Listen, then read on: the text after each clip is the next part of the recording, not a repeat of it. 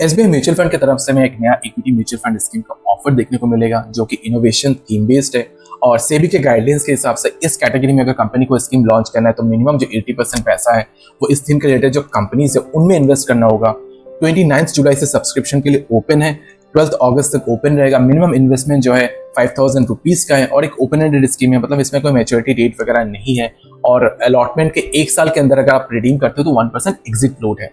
इस स्कीम का अगर आप बेंचमार्क देखोगे तो निफ्टी 500 टोटल रिटर्न इंडेक्स है। तो चलिए सबसे पहले इनोवेशन थीम को एग्जांपल के थ्रू समझने की कोशिश करते हैं। पिछले कुछ टाइम से अगर आप देखोगे तो कई सारे कंपनीज ने जो है अपने इनोवेटिव प्रोडक्ट्स, सर्विसेज या फिर प्रोसेसेस के थ्रू जो है कई सारी चीज़ों को जो बहुत आसान कर दिया और कई सारे सेक्टर में जो है हमें क्रांति देखने को मिला है। तो जैसे कि मान लीजिए टेलीकॉम सेक्टर की अगर बात करें तो पिछले कुछ टाइम पहले की बात है जब हम 2G 3G में थे,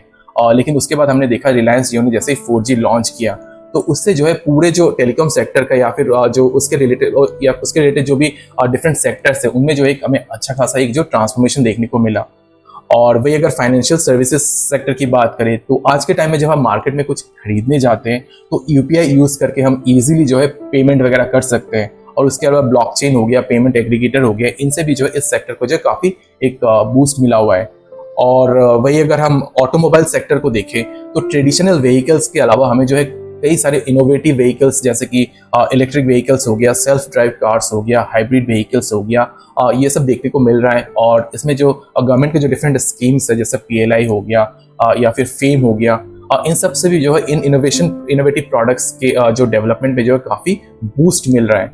और फिर अगर एनर्जी सेक्टर को देखें तो अभी करेंटली अगर आप देखोगे तो हमारे कंट्री में जो एनर्जी जो प्रोडक्ट 80% जो एनर्जी जो जनरेट होता है वो थर्मल प्रोसेस से होता है। लेकिन जैसे कि हमें पता है कि दुनिया जो है क्लीन एनर्जी की तरफ मूव कर रही है और क्लीन एनर्जी में जो डिफरेंट जो इनोवेशन है जैसे कि विंड एनर्जी हो गया या फिर जो हाइड्रो एनर्जी हो गया या फिर सोलर एनर्जी हो गया, इनमें जो हमें जो है अच्छा खासा कैपिटल एक्सपेंडिचर देखने को मिल रहा है। और गवर्नमेंट के जो डिफरेंट स्कीम्स है जैसे कि नेशनल ग्रीन हाइड्रोजन मिशन हो गया या फिर जो रिसेंटली हमने बजट में देखा था पीएम सूर्य घर मुफ्त बिजली योजना हो गया, इन सब से भी जो है इन इनोवेटिव जो क्लीन एनर्जी जनरेशन प्रोसेस है उनको जो एक अच्छा खासा बूस्ट मिल रहा है। फिर अगर हम टेक्नोलॉजी की बात करें तो मान लीजिए अगर आपका कोई वेबसाइट है तो उसका जो इंफ्रास्ट्रक्चर है उसको मैनेज करने का जो प्रोसेस होता था वो काफ़ी टीडियस होता था। लेकिन जैसे क्लाउड कंप्यूटिंग आया तो उसने जो है उस चीज़ को काफ़ी आसान कर दिया है। उसके अलावा आप देखोगे आर्टिफिशियल इंटेलिजेंस हो गया, आईओटी हो गया, डेटा सेंटर्स हो गया। तो रिसेंट टाइम में इन सारे इनोवेशन ने जो है टेक्नोलॉजी जो सेक्टर है उसकी जो परिभाषा को जो है बदल के रख दिया है। और वही अगर मीडिया एंड एंटरटेनमेंट की बात करें तो ओटीटी प्लेटफॉर्म्स हो गया, डिजिटल कंटेंट हो गया, म्यूजिक स्ट्रीमिंग हो गया, तो इन सब इनोवेशन ने जो है मूवी देखने का, म्यूजिक सुनने का जो एक जो एक्सपीरियंस है उसको जो है चेंज करके रख दिया है।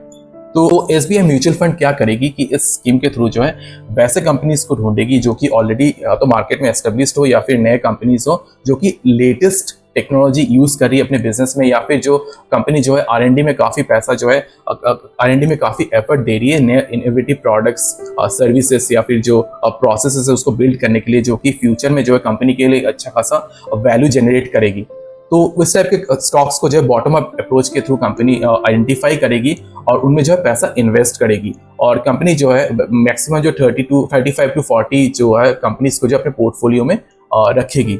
और इस थीम को लेकर अगर आप करेंटली मार्केट में देखोगे तो ऑलरेडी बहुत सारे जो म्यूचुअल फंड कंपनीज है जिन्होंने जो स्कीम लॉन्च किया हुआ है जैसे कि आईसीआईसीआई प्रूडेंशियल हो गया या फिर निपॉन इंडिया हो गया, फिर एक्सिस हो गया, बड़ौदा बीएनपी परिवा इनोवेशन फंड हो गया, बंधन इनोवेशन फंड हो गया। तो इस टाइप के जो बहुत सारी म्यूचुअल फंड कंपनीज ने इस थीम को लेकर ऑलरेडी लॉन्च किया है। तो इस स्कीम में अप्लाई करने से पहले, इस एनएफओ में जो अप्लाई करने से पहले अगर आप एग्जिस्टिंग जो मार्केट में ऑलरेडी इस थीम को लेकर जो स्कीम्स है उनको भी आप एक्सप्लोर करें